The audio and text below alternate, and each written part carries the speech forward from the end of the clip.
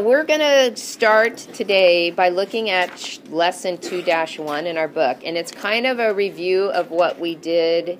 I think it was in the 0 chapter, to be honest with you, where we wrote, maybe it was in chapter, it must be in chapter 1, where we came up with words that represent adding, subtracting, multiplying, dividing, okay? So we're going to kind of use that, and we're going to go to the next step, because now, instead of talking about expressions, we're now going to talk about equations. So we're going to be dealing with a lot of word problems in this chapter, okay? A lot of word problems. We did a little bit in the 0 chapter. Now we're going to do a lot of it in this chapter. So this is lesson 2-1. And we're just going to call this writing equations. Now, we're not going to use very much paper, so one side is good. I don't care if you go even or odd. And today's date is 10, what are we, 27? 27. 15. All right, so basically the new word for us is the word equations.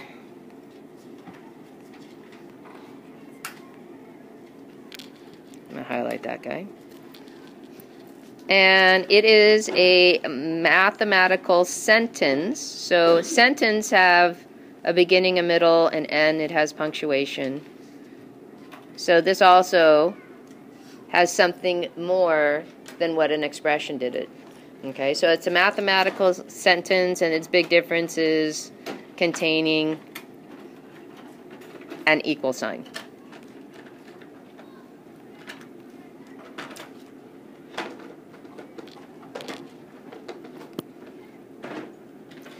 Now, when we took our notes earlier on words that tell you to add, tell you to subtract, tell you to multiply, and so on and so forth, we talked about words that meant equals. So, and these are words. Do you guys remember any of the words that would tell you, oh, I need to write an equal sign now? It's pretty simple what words we're looking for. No, it's not equals. Nice try. Jacob? Maybe is equal to, but... Okay. I'm going to take what you just said, I'm going to shorten it down. Is equal to, generally don't see that. What we see is. Often is all that determines that we have an equal sign. Okay. Another one maybe is the same as. Okay. In other words, we're looking for something that's a verb. Usually the action word is telling us when we have equals. Okay. So what we're going to be working on is reading through a problem and then coming up with its components. So this is that 4-step plan we had talked about before. Step 1 is we need to read the words.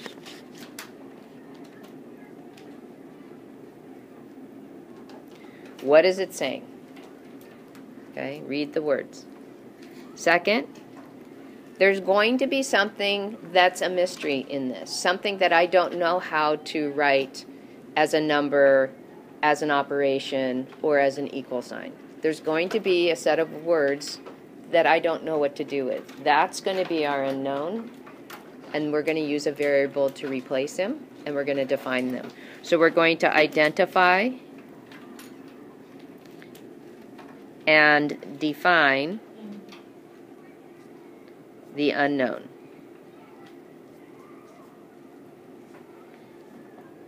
And that's where the variable comes in. Some problems give you the variables, some of them don't. Okay? And defining is so simple. Basically, you look at what are you being asked to solve for, and instead of writing it as a question, you simply write it as a statement. Okay? So we'll go through a couple of examples. Third thing, and this is going to be challenging for some of you, translate the words into an equation. When I say the word translate, that means literally what does it tell you to write? So I'm just going to put this out there. Girls are going to have an easier time with this than boys.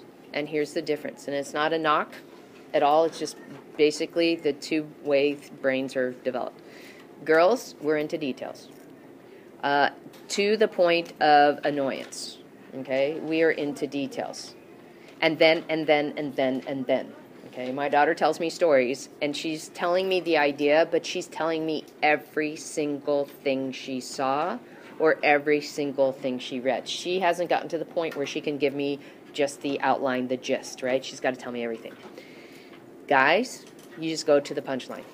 You really don't want to diddle around with all these other details. You just, this is it. This is where I want to go.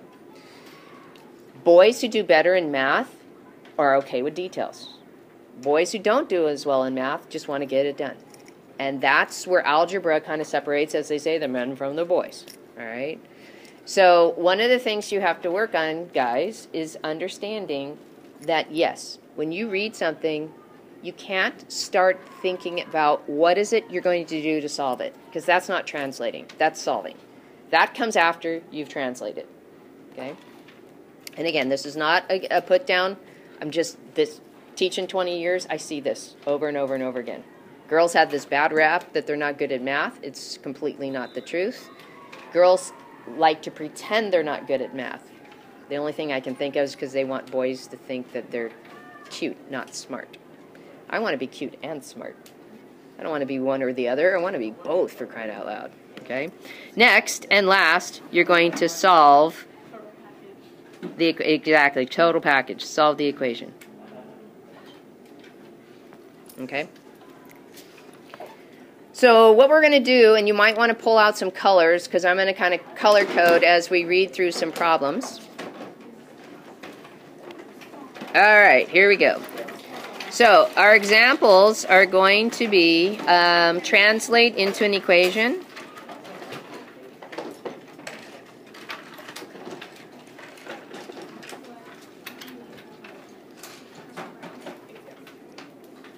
Translate into an equation. Now, correct me if I'm wrong. You guys did work with solving equations last year, right? Where you did opposite operations to isolate the variable and have the variable equal. So, okay. So, some of these we're going to translate into equation and then solve. So, the big thing is to translate. So, you're going to write exactly what I have, exactly the way I have it. So 7 times a number squared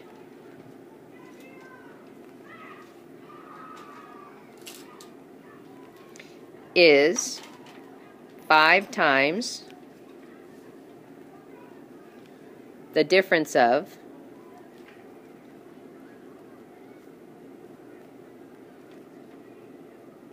K and M. Oops.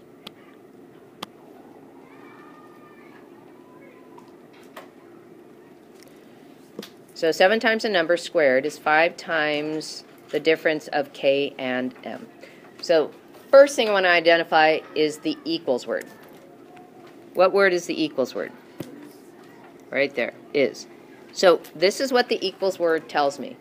The words that come in front of it are going to be written in front of the equal sign in my equation. The words that come after the is are going to be written after the equal sign in my equation. Okay. Let's tackle the next thing. Let's look for words that tell me operations: add, subtract, multiply, divide. And also we have to be cognizant of words that tell me to switch order. We also have to be cognizant of words that tell me parentheses. All of those things are important to look for. So, what are some words? Olivia. Times. So we've got multiplication. In fact, that shows up twice, doesn't it? So we got multiplication in 2 locations. Okay. Sean? Okay, you need to look beyond just the word difference. The difference of. Okay, now, difference means what operation? Means subtraction. The difference of tells me one additional thing. What additional thing does it tell me? No, it does not mean to multiply because difference of means to subtract. But that phrase, the operation of, tells me something else to do. You're going to subtract K and M? No, we're not going to do two different operations. To be honest with you, this is telling me what are the two numbers that I'm subtracting. So that's all this is saying. I'm going to subtract K and M. Okay? Actually, I'm not going to use those arrow caps. That kind of makes it look like that would be switch. Okay? The difference of, ladies and gentlemen, tells you to write parentheses. It tells you it's a quantity. Okay? The difference of, the sum of, the product of, the quotient of means whatever is in that sum, that difference, that product, that quotient is in parentheses. Okay? All right, let's see.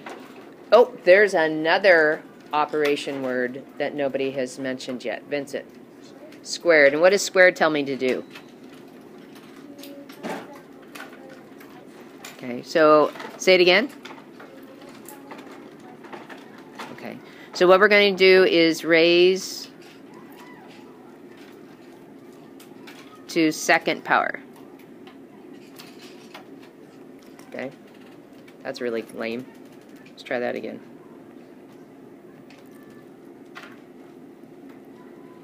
Raise to second power. Okay. All right. I think we got all of the operations. All right. So let's look for numbers. We've got a 7. We've got a 5. Okay. Everything has something with it except for a phrase. What phrase do I have nothing associated with it? Jacob? A number. This is our unknown. We're going to create our own variable. I'm going to choose n. I'm going to define it. It represents the words a number. Now, everything in that math sentence has a place in the equation. So I'm going to go ahead and I'm going to start translating. I'm going to use the same colors I did here. So 7 times a number n. So when I multiply a number and a variable, I don't have to show multiplication. But then it told me to square that number. So I'm going to put an exponent of 2 on that n. And then it said is, and then that's equals. And then it says 5 times, but then it said the difference of. So with the difference of, I have parentheses and I have a subtraction. The two numbers I'm subtracting are in the order they gave them to me, K and M. Now I'm going to keep them in black because they had already defined them for me. And that's a translation. 7n squared equals 5 times the quantity K minus M means 7 times a number squared is 5 times the difference of K and M. Okay. Now, would I want to solve this one? Okay. What's the problem for solving this? Why would we struggle solving this problem?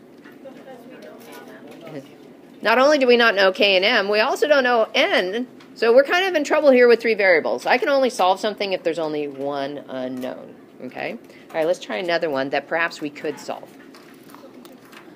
This one we can't solve. We'll just say can't solve. Too many unknowns. We need more information.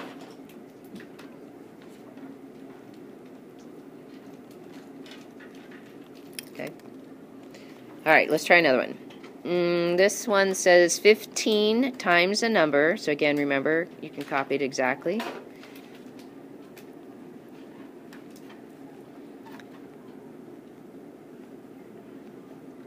Subtracted from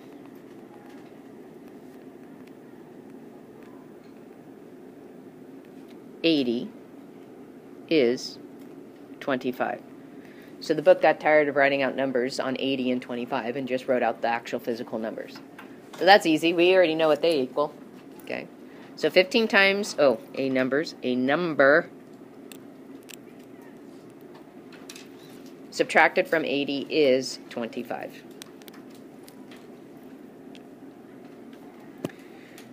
So let's tackle this one same way. First off, what's the word that tells me equals?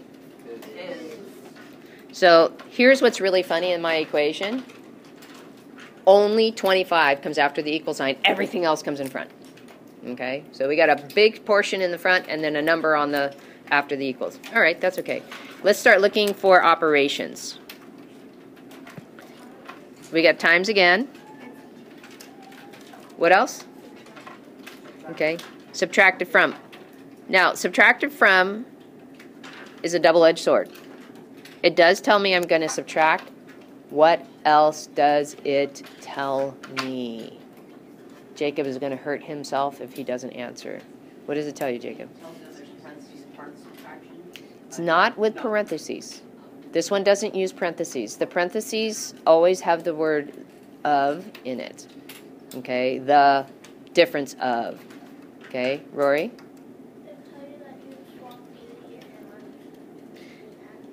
What it tells you, it's a switcher phrase. So what comes after subtracted from the 80 is going to get written in front of the subtraction. What came in front of subtracted from, 15 times a number, is going to get written after the subtraction. That's a switcher phrase.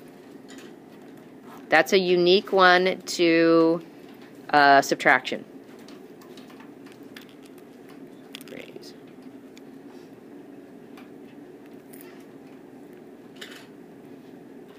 Okay, all right, that looks like we've exhausted the, and an emphasis on the from. We've exhausted that, so let's go to numbers. They kindly gave us 80, and they kindly gave us 25. 15 is the only one that we need to write as a number. And then notice, again, I've got a couple words that I have not written anything for. So what does that tell you a number is going to be?